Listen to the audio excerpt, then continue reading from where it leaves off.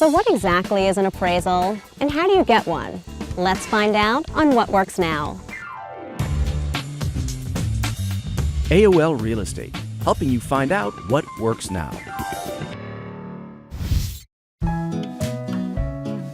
In the world of real estate, houses are put up for sale, mortgages are obtained, and buyers, well, buy. But none of this can take place without knowing one thing: The value of your home. And that's precisely what the appraisal is for. Simply put, an appraisal is an expert's opinion of how much your home is worth. In other words, it's the number lenders refer to when deciding whether or not to approve loans. Now let's not confuse an appraisal with the asking price of a home. While those two numbers may end up being very close, in reality they're actually two very different things. To understand this better, let's take a look at who's involved. There's the seller, the buyer, and the bank or lender.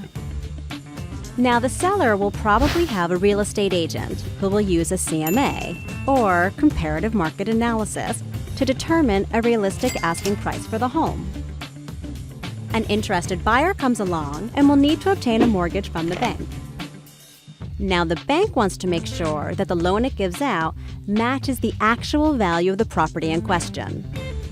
They need a qualified, objective, third party to come in and assess the value of the home. Enter the real estate appraiser. Hi, I'm Paul Asolda. I'm a real estate appraiser, and I've been working in this area for about 22 years. Well, that's a good thing, because this is a situation where experience definitely comes in handy. You see, arriving at that final appraisal figure is no easy task. There are many factors that need to be carefully weighed, including the state of the real estate market in your local area. To start with, there are the basic characteristics of the home: the gross living area, or GLA, non-living areas like garages and porches, finished basements, overall acreage, ease of access, and the condition of the foundation, as well as other supporting structures. Keep in mind, we're only talking about permanent fixtures and real property.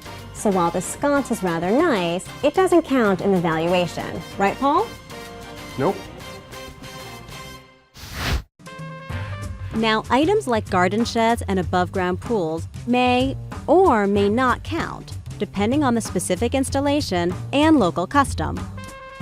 The other factors of the appraisal have more to do with the neighborhood.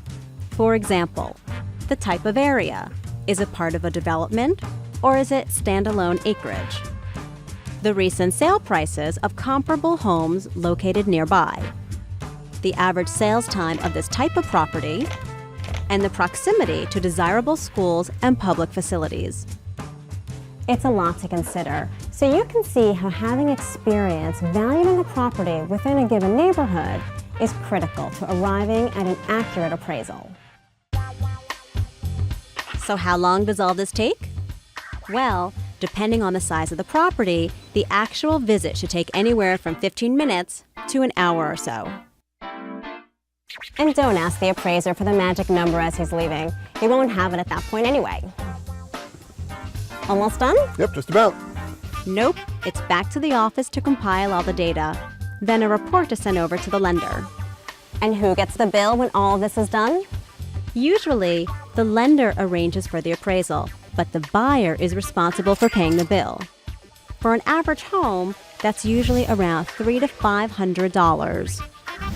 That fee is collected regardless of whether the buyer closes or not. So there you have it. An appraisal is a key component of any real estate transaction. And while it takes a little bit of work, it's important that you get it right. Hey Paul, does pond count? Yes. Thought so. For more great videos, log on to realestate.aol.com.